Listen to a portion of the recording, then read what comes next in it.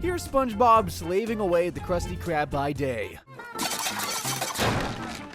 26 orders up. And here's SpongeBob working as a panty raider by night. Really things? Jackpot! Oh yeah, Mr. Krabs! Name a job, he's done it. But how many has he actually worked outside of the Krusty Krab? Today, I'm breaking down every last one of SpongeBob's crazy careers, starting with semi-normal occupations and ending with the absolute wildest jobs under the sea. First up, pet sitting. If you're scared of butterflies, SpongeBob is definitely to blame. Cue my childhood trauma in 3, 2, 1. What is that thing? In Wormy, SpongeBob and Patrick are pet-sitting Sandy's pet worm, but when he turns into a butterfly, as caterpillars typically do, they believe he's been eaten by a hideous monster. Fearing the vile fiend will eat the rest of the pets and then Sandy, SpongeBob tries to capture the beast using Patrick as bait. You look pretty appetizing, Patrick. Now just stay here and wait for the monster. SpongeBob, hurry up with that net! I really don't taste that good, Mr. Monster.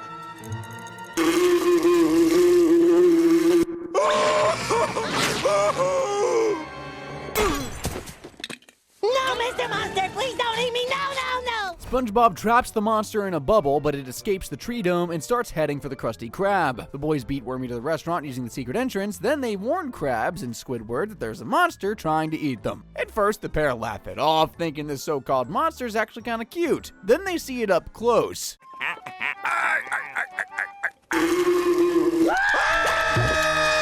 Krabs and Squidward just took off running, but as I trust you're all aware by now, SpongeBob has a real bad habit of jumping to the most ridiculous of conclusions. Ah! It ate them, and there it goes.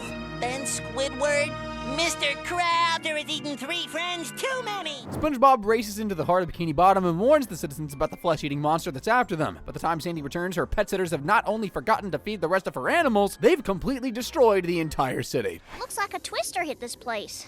Where is everybody? Hey there, Wormy! You weren't supposed to change till I got back. That ought to hold you, little guy. Sandy caught the monster! SpongeBob certainly won't be getting any calls to pet sit ever again. I mean, only he could turn one of the most simplest, easiest jobs in the book into a frackin' apocalypse. His painting career, though, well, that one was only slightly less of a disaster. In Wet Painters, Mr. Krabs assigned SpongeBob and Patrick a super special secret assignment. And 2 of you are to paint the inside of me house! But let me give you 2 a warning. This here paint, it will never come off. Before leaving, Krabs warns his artists not to get paint on anything or else they'll suffer a horrifying fate worse than death. I'll have your rear ends cut off over me fireplace! And there's me thinking Plankton was pure evil. Completing this job without getting a single drop of paint on any of Krabs' smelly knickknacks seems basically impossible, and thanks to Patrick's 1 brain cell, SpongeBob's butt could very well be in its final hours. What could be worse than a giant paint bubble? 2 giant paint bubbles! No! Patrick, I don't think this bubble can get much bigger. The giant paint bubbles pop, and miraculously, none of Krabs' stuff gets damaged. What's that? Blossom, what's that? We're dead, Patrick. Do you know what that is? It's $1! I win! It's Mr. Krabs' first dollar, his most prized possession. There's no way Krabs won't notice even the tiniest speck of paint on his first dollar, so SpongeBob and Patrick need to clean it off before their butts get mounted on the wall. Every paint comes off with something, but no amount of scrubbing, washing, beating, or Patrick-style logic can get this stuff to budge. We're not cavemen! We have technology! The boys decide to just replace the dollar with a new one. There's no way that would have fooled old man Krabs, so I guess Pat being stupid didn't really matter in the end. Hey, $1! Our butts are saved, Patrick. Patrick, no! Why did you put it? Ah! Grab it, Pat! Hurry! No, Pat, no! Get it! No! Want a bite? When Krabs returned, he was furious about the mess his painters had made, but after all the pain they'd suffered trying to clean it off, the solution really was right under their noses all this time. You know what I've got to do now? There we go, good as new. This paint actually comes off with saliva. Almost losing his butt surely would have scared SpongeBob off painting for life, but he did pick up the brush again in Bucket Sweet Bucket. What the SpongeBob? What atrocity is this? I'm surprised Krabs didn't actually cut off SpongeBob's rear end for willingly working as Plankton's painter. That wasn't the only time he's worked for this college-educated microbe, though. Remember when Krabs lost a card game and SpongeBob had to become Sheldon's fry cook? One old frying grill. How about we try it out? I'm used to the grill facing that way. Say no more, I'll take care of everything. How about here? A little more to the left. Move it over a little more. Here? Keep going. That's it, just a little more. Perfect, right there.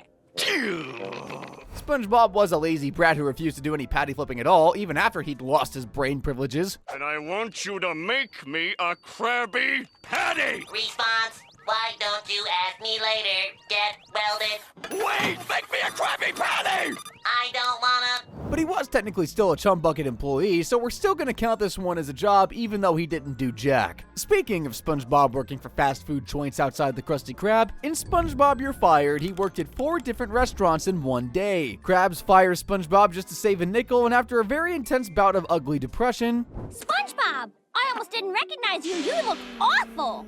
he gets his spark back and goes out looking for a new job. Luckily, there's an opening at the Weenie Hut. I would love to work at your establishment. Well, you do look enthusiastic. All right, kid. Let's see what you got. So, this is the kitchen. SpongeBob can't let go of the Krusty Krab and is fired for making the weenies into patties. He walks into the pizza place next door and gets hired as the new chef. History repeats itself again, and he's given the boot. Hey, buddy, how's the pizza coming? Almost done, but I did change the recipe a bit. No problem. A few extra toppings never hurt anyone. Huh? Mind you, it's been like 5 minutes and SpongeBob's already been fired twice. Can he beat his record and make it 3? Of course he can. All right. Let's see what you can do with a burrito. How about that? Feeling hopeless, SpongeBob cries his way into the next restaurant and becomes a noodle chef for about a millisecond. But I'm giving you the best years of my life. Get to stepping. I mean, at least the noodles will be extra moist and salty now. SpongeBob, of course, ends up back at the Krusty Krab where he belongs. He's done an awful lot of fast food jobs so far, but there was a time where he landed a job at the fanciest restaurant in town. In La Big Switch, Krabs wants to turn the Krusty Krab into a 5-star restaurant so he can raise his prices through the roof. SpongeBob started terrorizing the customers the last time they tried fine dining. Please enjoy the food, Spencer. So Krabs won't take any more chances and sends his fry cook on a chef exchange program. The Krusty Krab gets a snotty, stuck-up French chef, and Fancy gets stuck with a big yellow cube with holes. What is this rubbish? Wipe my own bottom with this. Step over. The meaner than Gordon Ramsay chef demands SpongeBob whip up a gourmet chef, but he's only capable of making Krabby Patties. And I certainly did not exchange my top sous chef for a comedian! Nobody can resist a Krabby Patty, even snobby French chefs. So SpongeBob starts making patties for the customers. Turns out the sandwich is a big hit amongst the upper echelon of Bikini Bottom, but when SpongeBob's shift ends, he reclaims every patty as Krusty Krab property, then returns to the restaurant where he truly belongs. So long. I'm sorry, but I got to go.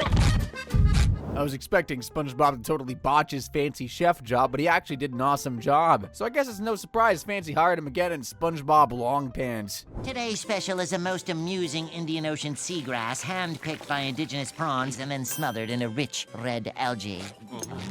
Extraordinary. And may I add, those are very impressive breeches you're wearing? Hey, at least he remembered his name that time around. Folks, if you ever find yourself in Bikini Bottom, do not sign up for Mrs. Puff's boating school, please. Aside from the obvious risk of getting run over by SpongeBob, Mrs. Puff may throw your grown tax-paying adult butt in detention. And if you somehow manage to avoid that, you'll probably get your butt kicked by another full-blown adult anyway. Kicking someone's butt means that he wants to be your friend. I got diarrhea. And maybe play some sports with you on weekends. Mrs. Puff's boating school is basically a middle school attended by grown-ups. There's even a frackin' hall monitor. In the aptly named episode Hall Monitor, the time has come to select a new pupil to monitor the hallways and make sure everybody's being a good noodle. Unfortunately for Mrs. Puff, it's that yellow freak's turn to wear the hat and belt. I guess I have no choice. The hall monitor of the day is Spongebob. SpongeBob reporting for duty, ma'am. I'm ready to assume my position. I will protect all that are weak. All rules will be enforced in the hall. Okay! SpongeBob wastes his one chance of being hall monitor by delivering an extremely long speech written by the greatest hall monitor of all time. SpongeBob, are you okay? Overdid the speech again, didn't I? I guess I won't be needing this. I hardly knew you. Mrs. Puff feels bad and decides to let SpongeBob wear the hat and belt until tomorrow. She immediately realizes the grave mistake she's just made, but SpongeBob lasts at least 20 seconds before causing citywide chaos.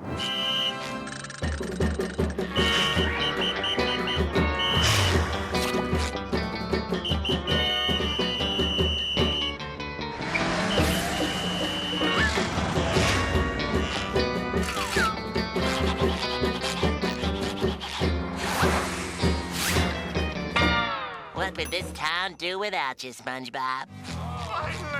SpongeBob continues terrorizing Bikini Bottom in his quest to be helpful. This couple will need therapy before they can eat or even look at seaweed medley again. An open window.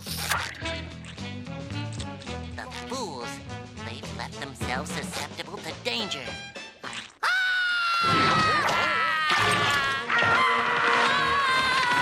Despite being a literal wanted maniac, SpongeBob goes looking for criminals to put in their place. This tubby litter bug seems like a good place to start. Patrick, you've just committed a crime and I'm taking you in. I'm a bad person! Maniac strikes Bikini Bottom! City paralyzed with fear! Arm yourselves with knowledge. Extra! Bikini Bottom, car wrecks, who better to bring this maniac to justice than me? The Hall Monitor! Patrick turns over his life of crime and wants to help SpongeBob find the maniac. Night falls and he becomes terrified of the evil maniac jumping out at him, but he's clearly more interested in going after SpongeBob. That's his maniac shriek! He's going to attack! He's acting all crazy! Run! Hide behind that building! Oh, quick! Hide behind that street sign! No, wait! Oh, quick! Get under the street light! No, wait! Oh, he's there too!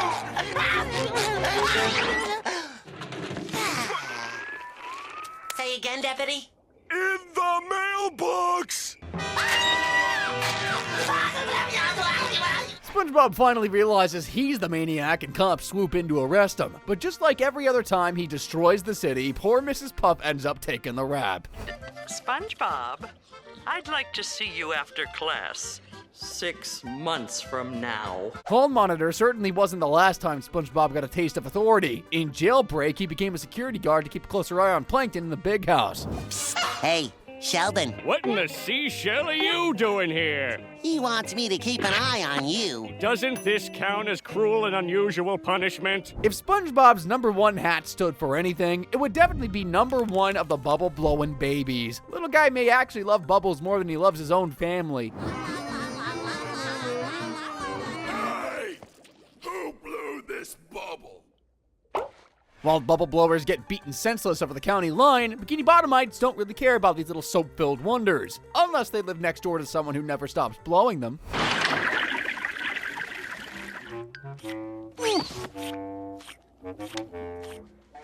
Excuse me, sir, but we are closed. Don't give me any of that. All this noise just blowing bubbles. SpongeBob is the owner and proprietor of Bubble Stand. He's also a bubble-blowing teacher, too. They say a PhD in medicine is easier than mastering this technique. Spin around, stop, double take 3 times. 1, 2, 3. Pelvic thrust.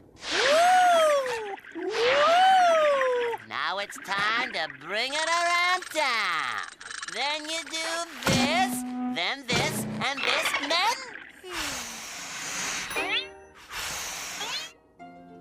I guess Squidward should get his butt to medical school then.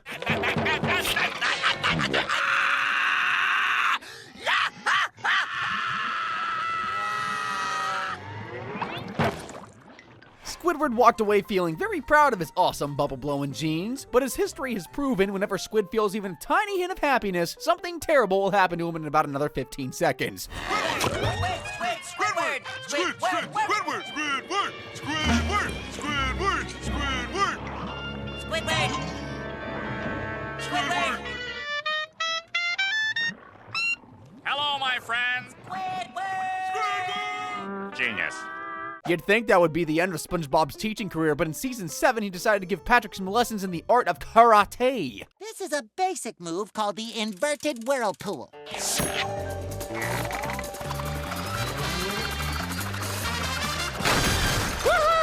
SpongeBob can do some pretty neat karate moves and blow bubbles the size of Jupiter, but deep down he really is as dumb as a sack of peanuts. Even nice old ladies are known to insult his intelligence. Knucklehead McSparzatron! So I guess what I'm saying is, SpongeBob would be the very last person you'd want to represent you in court. But as Krabs is too cheap to pay for a real lawyer, he'll settle on a stupid yellow cheese any day of the week. In Krabs vs. Plankton, Sheldon fakes an injury to try and sue Eugene into giving him the Krabby Patty secret formula. The pain! I can't feel my arms and legs. I'll have to sue for my pain and suffering. Sue! Poor little man.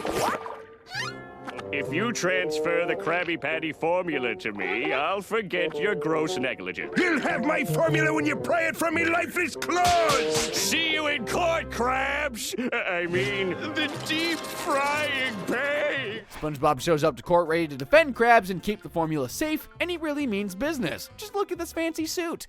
Thank you for joining us, Mr. SpongeBob Lawyer Pants, Your Honor. While SpongeBob struggles to even open his briefcase, Plankton acts as his own prosecutor and completely wipes the floor with Krabs, pun intended. Mr. Krabs, can you identify this item? It's a wet floor sign. Do you own one?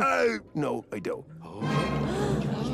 I had to make some tough business decisions, and the sign seemed... The jury is already leaning in Plankton's favor, and SpongeBob Lawyer Pants only makes things worse by attempting to prove that Mr. Krabs isn't cheap. Would he be able to sit there quietly while I took out $1 and dropped it in the blender? No! Daddy's here. SpongeBob calls Squidward to the stand, and Krabs relaxes knowing his loyal employee will always have his back. Client has been called cheap. Would you agree with that ludicrous statement? Yes. Can you tell the court of some instance of Mr. Krabs' generosity in any way? Nope.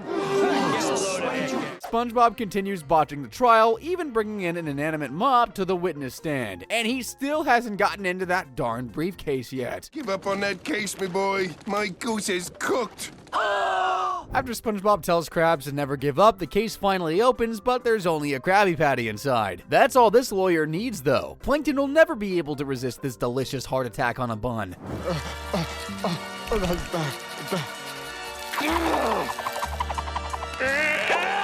Gimme! It's mine! I'll take that. Huh? Once again, Plankton, the sweetest of life's joys has eluded your grasp. Thanks to SpongeBob, the jury found Krabs not guilty, but still cheap. When you win your case, you usually pay your lawyer a hefty sum. That was never going to happen here, though. Doesn't it seriously suck that SpongeBob's been working his butt off doing all different kinds of crazy jobs and he ain't even received a cent in return? Well, that's about to change. Remember his legendary Pretty Patties? They're the only reason I order the rainbow sliders at Sugar Factory. In Pretty Patties, the Krusty Krab is becoming old and dead, so Krabs desperately needs an idea to have the customers swarming in like anchovies. Luckily, SpongeBob has a pretty bright solution. Sitting down because you'll just stand up when you see this. Ta-da! That patty's spoiled! Mr. Krab, it's painted meat. Pretty Patties, available in 6 designer colors. Mr. Squidward, don't that look appetizing? Give me an orange patty with extra purple! SpongeBob storms out of the Krusty Krab and vows to open his own restaurant. He sets up a Pretty Patty stand outside the Pineapple, and at first, business is even slower than the Krusty Krab. I'm ready! I'm ready.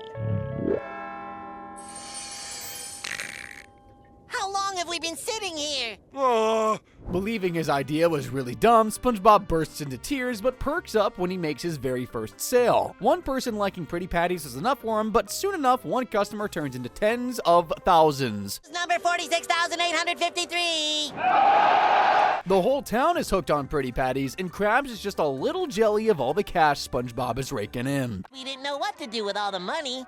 We tried burying it, shredding it, but in the end, we decided to just give it all away. I'm getting back in line. I don't believe it!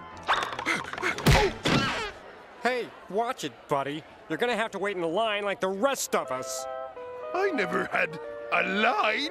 Greedy Krabs manipulates SpongeBob into handing over Pretty Patties in exchange for the Krusty Krab. However, he's forced to make a break for it when the entire town demands refunds for frankly the most justified reason ever. Or more like reasons. Dumb Pretty Patties turn my face purple! And look at our tongues!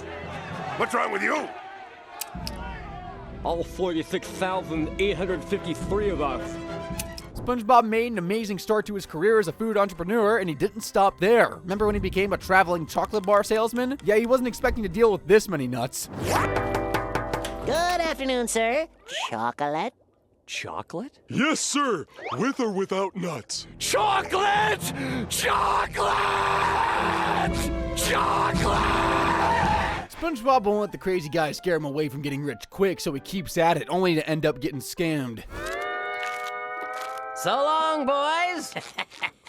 Sucker. Hey, we're all human. Getting scammed again by the same exact fish, though, is downright tragic. Weren't you the same guy who sold us these candy bar bags? But it looks to me like you fellas have got a lot of bags there. Too smart to be without one of my patented candy bar bag carrying bags. SpongeBob and Patrick's pockets are filled with nothing but lint at this point. After realizing stretching the truth is the only way to become successful entrepreneurs, the boys go from door to door, spinning the craziest stories about what their ordinary candy bars can do. It'll make your hair grow. Great. My wife's trying to grow a beard. I'll take 20! It'll keep your face from getting any uglier. You'll fall in love. They'll bring world peace. You'll walk through walls. You'll rule the world. SpongeBob and Patrick are now the greatest chocolate bar salesmen in Bikini Bottom, or probably the only chocolate bar salesman in Bikini Bottom. Regardless, no matter how much they master the art of candy bar selling, deep down, they'll always be two Class A suckaroonies. Luckily, I'm able to keep myself alive by selling chocolate bars.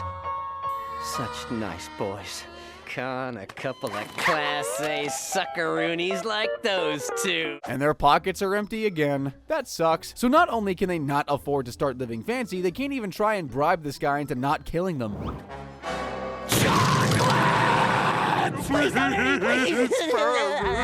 Finally! I've been trying to catch you, boys! Oh, I guess he wasn't a lunatic after all. Right where I want you! I'd like to buy all your chocolate. Thank you for your patronage. Isn't that the same fish SpongeBob pranked on April Fool's Day? I suppose buying all his candy is the least he could do. Like, who acts this unhinged over a harmless prank? Ah! April Fools! What did you do to my drink? You asked for a couple of ice cubes in your drink, and I only put in one! We're halfway through SpongeBob's job history now, guys, and he's already tried his hand at 19 different jobs. Little Square Dude's got quite the resume, and his job experience is only gonna get more wild from here. Now SpongeBob's about to become a frackin' French maid, and I thought Squilliam looked smoking hot in his underpants. In Can You Spare a Dime, Greedy Krabs accuses Squid of stealing his first dime, so he quits and vows to finally make something of his life. Unlock my potential. I can become anything I set my mind to. Or a king. Or a spaceman. Or a football-playing king in space. Yeah. Uh-huh. You know, that reminds me. Goodbye. Next time you see me, this town will be eating out of the palm of my hand. Of course, that turned out even worse than Krabby Land. Spare change, ma'am? Squidward? It's me, SpongeBob. SpongeBob asks Squidward what amazing things he's accomplished since quitting the Krusty Krab. He ain't achieved jack. Well, unless you can count the world record for the most constipated person ever. Even your paintings? Nobody would take them, so I had to eat them! Squidward's lost his home and is totally poor and destitute. So kind SpongeBob invites his former colleague into his home while he looks for a job and gets back on his feet.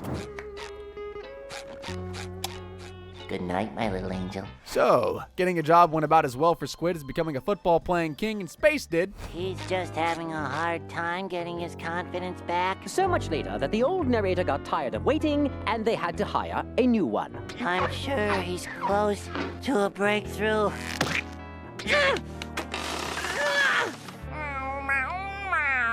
SpongeBob, where's my lemonade? Coming, Squidward.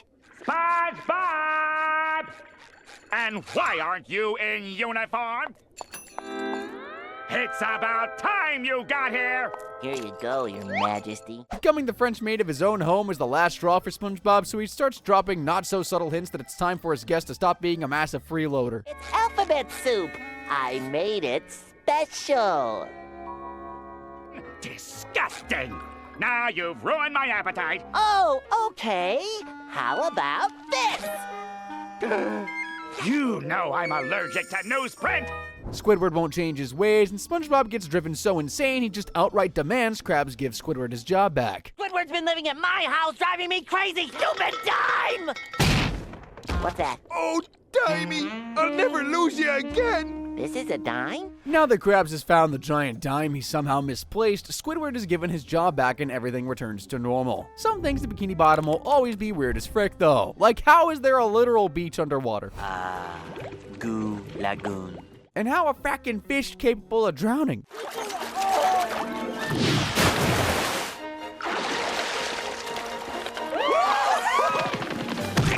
Freeze, darn you!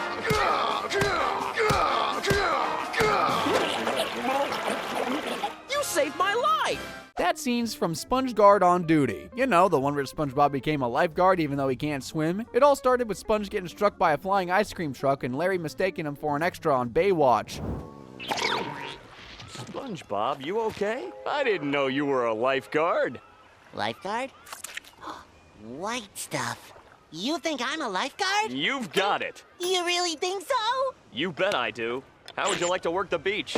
SpongeBob takes the job just to seem cool and has such an awesome time patrolling up and down the lagoon with Larry, he completely forgets that he's not a real lifeguard. Take the second shift. By myself? I'm not just ready. I'm ready, Freddy. After watching Larry heroically race into the water and rescue a drowning fish, SpongeBob remembers he can't swim and hundreds of lives are now in the palms of his highly unqualified hands. Instead of coming clean, he lets Larry leave the lagoon and does what he always does, try and resolve the situation in the most insane, irrational way possible. Ice cream! Yeah! Okay, everybody got one? Yeah. Aha! Now I gotcha! But just so you're not tempted.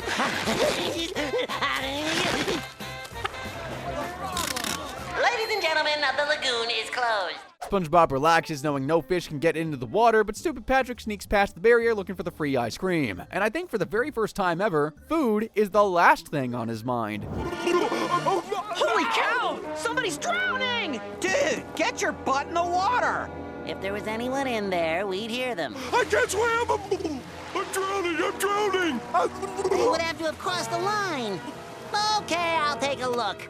Patrick isn't drowning! Can't swim!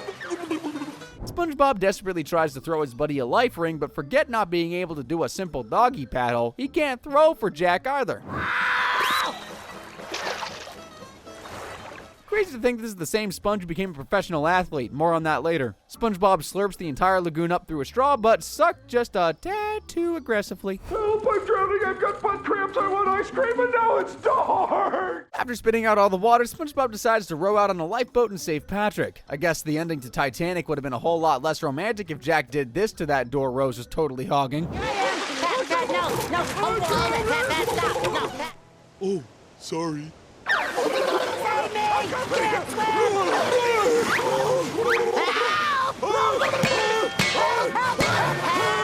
Help us! We're drowning! Bro, how can two sea critters who can literally breathe underwater possibly be drowning, let alone in 3 inches of water? Can't swim! Oh, no! You're not a lifeguard, are you? No, Larry. So they literally could have just stood up this entire frackin' time. Funnily enough, almost drowning right after he's claimed to be a lifeguard isn't even Sponge's most humiliating moment at Goo Lagoon. Ripping his pants takes the cake.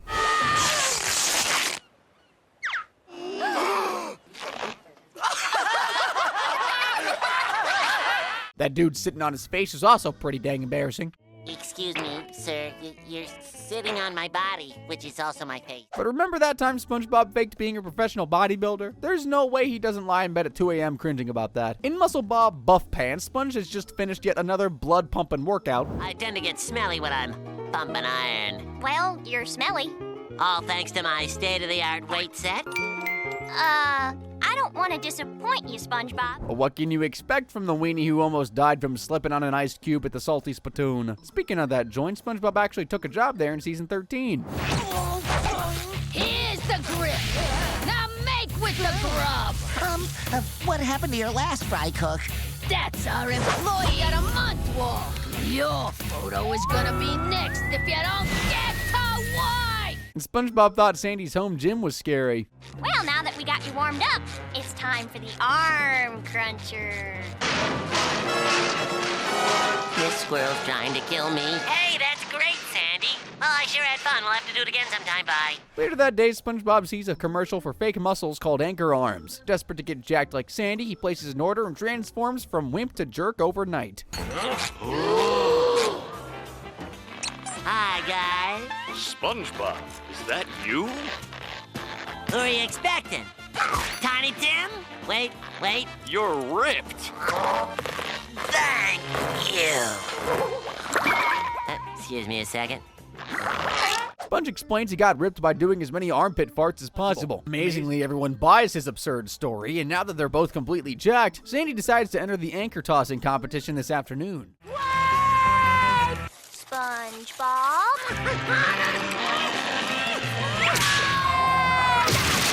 It's okay, SpongeBob. Oh, great. Instead of just pretending he's sick and can't make it, Muscle Bob Phony Pants actually shows up to the contest believing he might just pull this off if he blows his arms up to maximum jerk level. Yeah, no.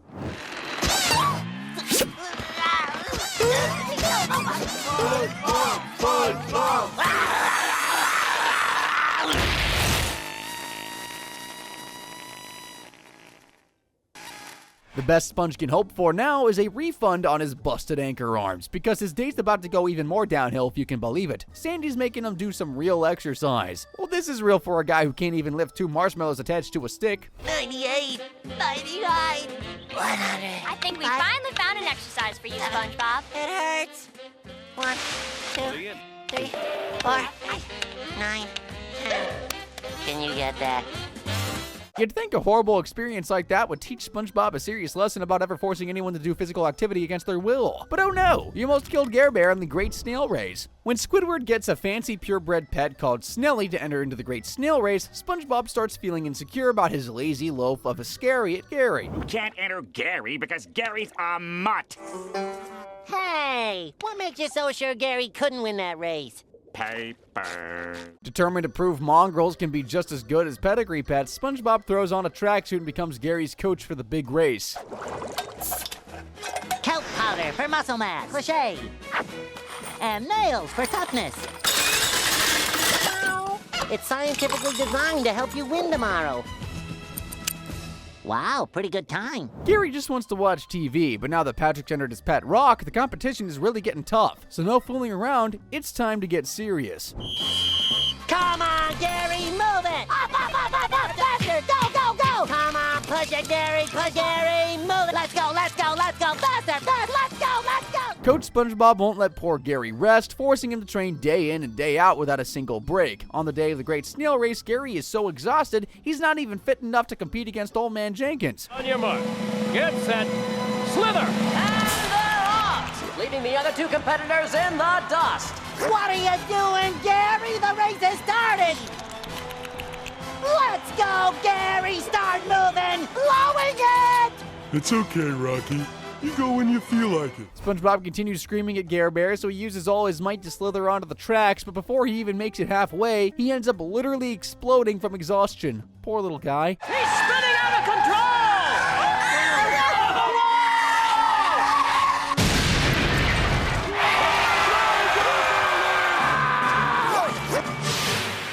Honestly, I'm surprised Gary waited until season 4 to run away from SpongeBob. Seeing Gary so hurt made SpongeBob immediately drop the mean coach act. And if you think Snelly ended up winning the race, boy, you do not know this show. Winner is Rocky!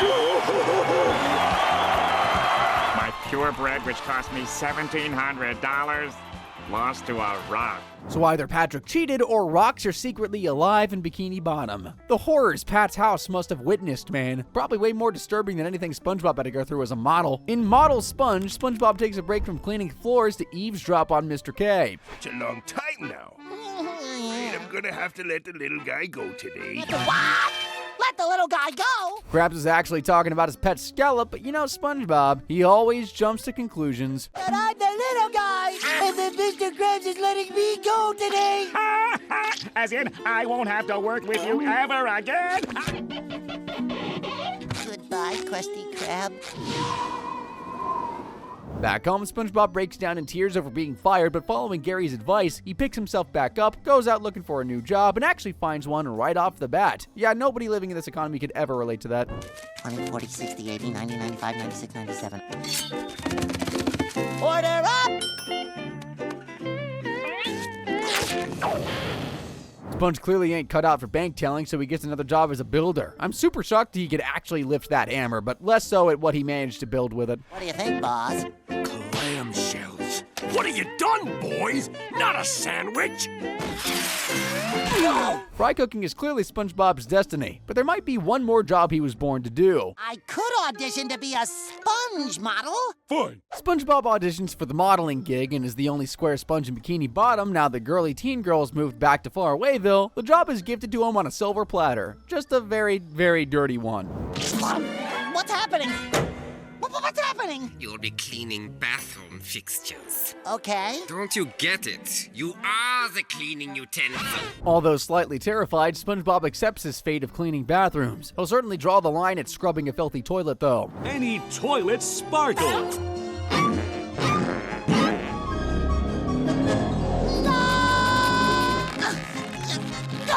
I can't do this! I don't think I'm cut out for acting. Realizing he's only fit for fry cooking, SpongeBob begs Mr. Krabs for his job back. He's taken back since he was never fired to begin with, then ironically made to clean toilets. But at least the mop was doing all the work this time around. This is the best job in the world! Hey, would you keep it down in there? I'm trying to concentrate. Also, that's where Hans hangs out once the intro wraps up. SpongeBob wasn't cut out for modeling, but it was far from the last career he's had in the entertainment industry. And no, I'm not talking about that 5-second cameo his pants made in the Krusty Krab commercial. There I am, Gary! There I am! We start with a fresh patty, grilled and juicy. Add some crisp undersea veggies and cheese. I'm talking screenwriter. Face shrunk by Kelp Thing's face minimizer. Yeah, drinks, cheese, coffee. Good one, Pat. Director. Start the movie. Take one. Those stolen Maggie Daddies. Those scoundrels. Give it back. Plankton, next time could you keep the boom out of the shot? I'm not good at this boom thing. You said I was gonna be a star. Break a leg. Yes, To the boat, mobile. cue sound effects. Boom operator. You about my fabulous...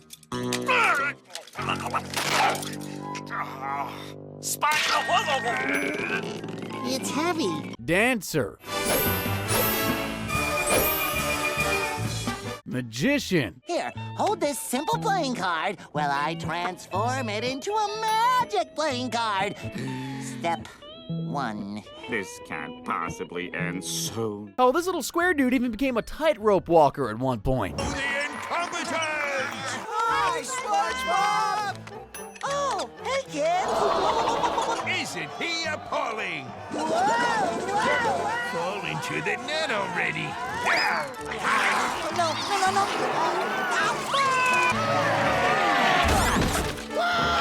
This sponge can do anything those Hollywood types can, so it's no wonder he absolutely smashed his performance at the Bubble Bowl. In Band Geeks, Squilliam laughs at Squidward for being a cashier and gives him a backhanded offer to play at the Bubble Bowl next week. Busy next week and can't make it. You and your band could cover for us. I knew it! You don't even have a band. Hold it!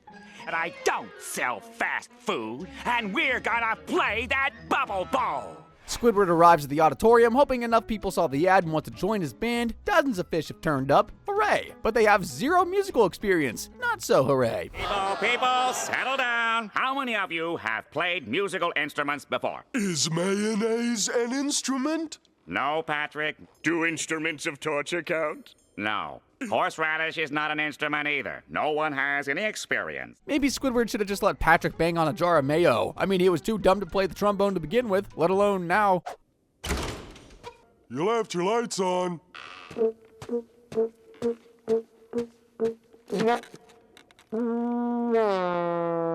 For all of Squidward's efforts, his band sucks harder than he does at music. After a fight breaks out during the final rehearsal, he throws in the towel, and on the day of the Bubble Bowl, comes up with the only excuse he could think of. Where's your band? They couldn't come. Then who's that? We're ready to perform, Squidward. While Squilliam thought the audience would need lots of ibuprofen to deal with the awful ruckus of Squiddy's band, in the end, he was the one who needed serious medical attention. What can I say? The awesome wrath of the Bikini Bottom Super Band just shook him to the frackin' core.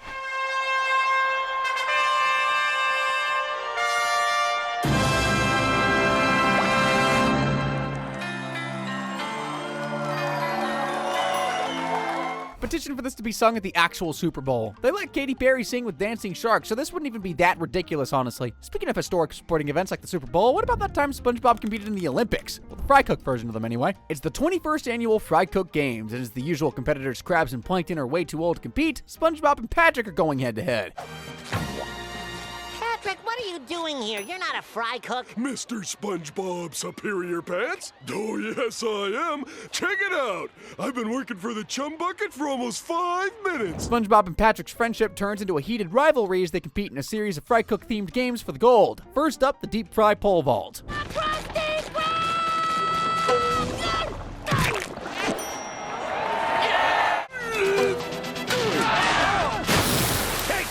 Patrick's doing surprisingly well considering how big boned he is. Just look at this flawlessly executed single scoop strawberry cone with a chocolate dip. Just look at that concentration!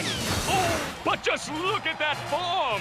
Never thought I'd say this, but I would eat Patrick so frackin' hard right now. Dude is looking more delicious than the chocolate-coated bonbons. Games continue and the boys are neck and neck. Now it's time for the final round, bun wrestling. SpongeBob really wants the gold and has been shamelessly using his opponent's skin color to trash talk him all day. Now he's pushed Patrick way too far. This is personal.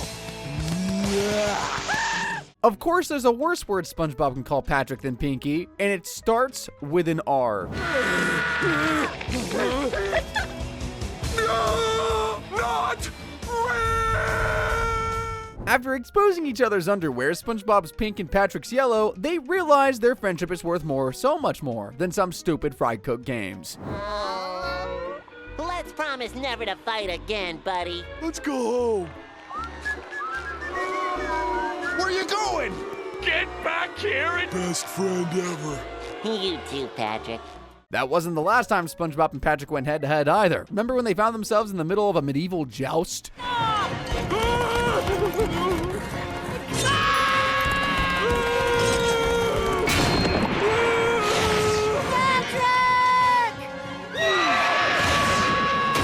SpongeBob also went full-blown gladiator mode that time. The Chum Bucket turned into a coliseum, and Plankton tried to feed Patrick to a hungry sea lion. Huh? Patrick! What? Hey, how's it going, buddy? No time for chit-chat! Get in! Since we're on the subject of ancient Rome, that reminds me of another very, very unfortunate job SpongeBob has had in the show: slave. In Squidward the Unfriendly Ghost, Patrick crushes Squidward's life-size sculpture with his fat butt. Now SpongeBob believes their beloved neighbor is dead. Look!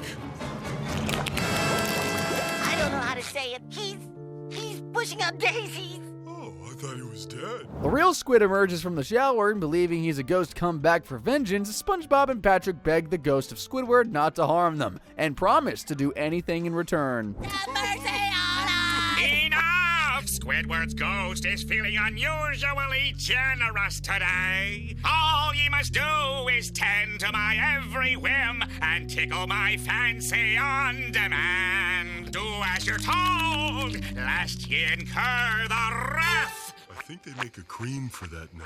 Squidward forces his neighbors to become his slaves and wait on him hand and foot. But even when they're catering to his every whim, they're still the most annoying people on the face of the planet. Fetcheth me some nourishment. Only the freshest, oh spooky one. A grape fresh from the vine, your ghostliness. A banana peeled to your liking, your incorporealness. One watermelon, fresh from the manure field. Squidward's orders become more and more ridiculous, then just downright impossible. Don't play me an elaborate song with this. This is just a piece of tissue paper. SpongeBob hates being a slave and arranges a funeral to lay the ghost of Squidward to rest. The fear of being burned alive obviously forces Squid to come clean, though. I have a confession to make. You're bald? No, I'm not bald. I'm alive. But SpongeBob still believes he's a ghost in denial, and with the help of his bubbles, he sends his friend's spirit up to the Bikini Bottom in the sky. Happy trails. You're welcome. He's on the other side now. He's in a better place. Being Squidward's slave was a pretty wild job, wasn't it? And what the hell could be more insane than that? Well, SpongeBob could always be a pirate slave. In Shanghai, his ship is dropped at anchor on Con Strait, and Squidward wants to confront the a-hole who wrecked his house. He finds out the ship belonged to the Flying Dutchman and immediately backtracks, but SpongeBob has had a bad habit of opening his half-wit pie hole. It's Squidward. He wants to complain to you. But what about all that stuff about him having a dirty ship and being lazy and all? Insulting a man's ship. No, wait. It was his mother you said was dirty, not his ship. While Squidward hangs out in the Fly of Despair, the Dutchman forces SpongeBob and Patrick to join his crew as pirates. Their first job is to terrorize the citizens of Bikini Bottom. Now, unless SpongeBob shaves his head down like he did on Halloween, he probably has a better chance of passing his boating exam than scaring the pants off of anyone.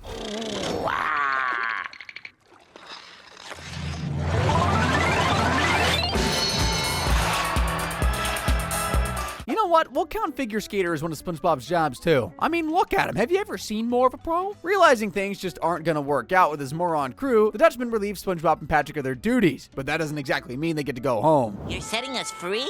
Well, actually, I'm just gonna eat you. I have an idea. Really? What is it? Let's leave! SpongeBob and Patrick brave the perfume department to try and escape the ship, but it's no use. They do manage to steal the Dutchman's dining sock, though, and he grants them 3 wishes for its return. This is their one chance to escape, but even with 100 wishes, these clowns would probably still find a way to screw it up. Wishes? I wish we had known that earlier. Well, we still have 2 more. I wish Squidward were here to see this. I'm glad all that's over. You're back! Guess what? The Dutchman gave us 3 wishes. Well, then the last one you owe me. The Dutchman does eeny, meeny, miny, mo, and SpongeBob gets given the last wish. He could wish for the Dutchman to set them free, or for the whole day to have never even happened, but he just had to think outside the box, didn't he? I wish that the Dutchman was a vegetarian. You did it, SpongeBob. We're safe. Hey, I get a wish too. Hey, get back here with that. Just when you thought SpongeBob's LinkedIn profile couldn't get more out of this world, the Knucklehead becomes a full-blown astronaut, too. In Sandy's rocket, Sandy's gearing up to visit the moon, but makes the rookie mistake of telling SpongeBob he could tag along for the ride. You don't know the first thing about outer space. Be here tomorrow at the crack of dawn and leave your crazy alien notions behind. That night, Patrick convinces SpongeBob to spray Sandy's windows with alien repellent, and naturally that escalates into the idiots hijacking the entire frackin' rocket. You started the rocket! SpongeBob.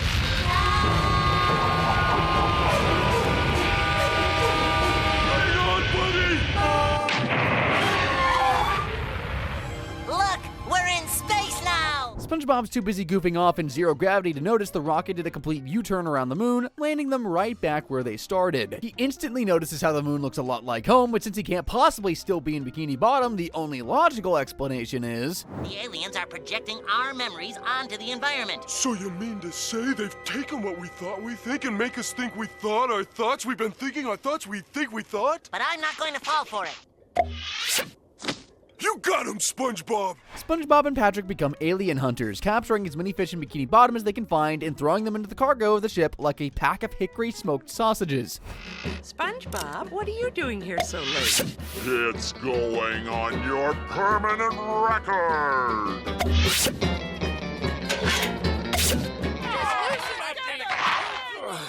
SpongeBob? No time for that. Just push harder. Sandy returns from the moon and scolds SpongeBob for terrorizing the entire town, but there's really no fooling a professional alien hunter like him. You two ought to be ashamed of yourself. Nice try. Sandy? Miss Alien Pants? This isn't the moon!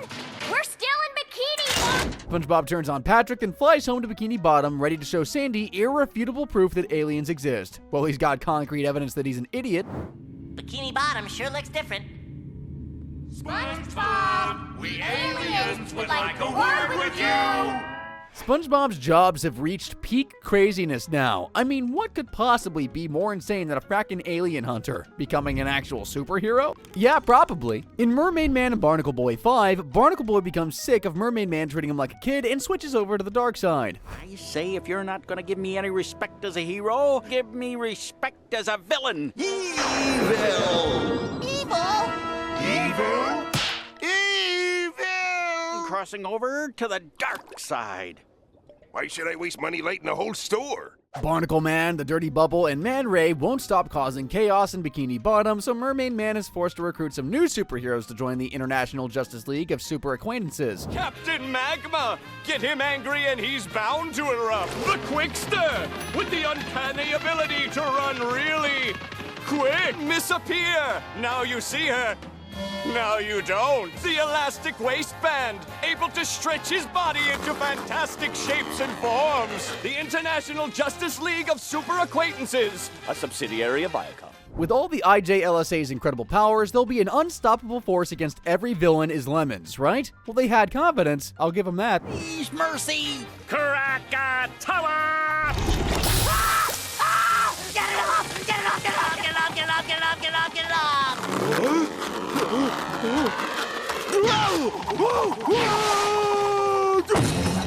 Mermaid Man tries to cool the Quickster off with a water ball, but he's definitely long overdue a checkup with the eye doctor. No, I'm not the Quickster. I'm Captain Red. With 3 heroes defeated by themselves, it's up to Misappear to take out the villains. Honestly, I expected way more from someone as smart as Sandy. I'll just sneak over, unseen, and catch him by surprise. Get it off! Get it off! Glad that's over. We did it! We won! Barnacle Boy returned to the good side after Mermaid Man agreed to stop treating him like a sidekick, and he finally got that adult-sized Krabby Patty he's been wanting. Adult-sized Krabby Patty treating you, Barnacle Man! I'm not sure I can finish the whole thing.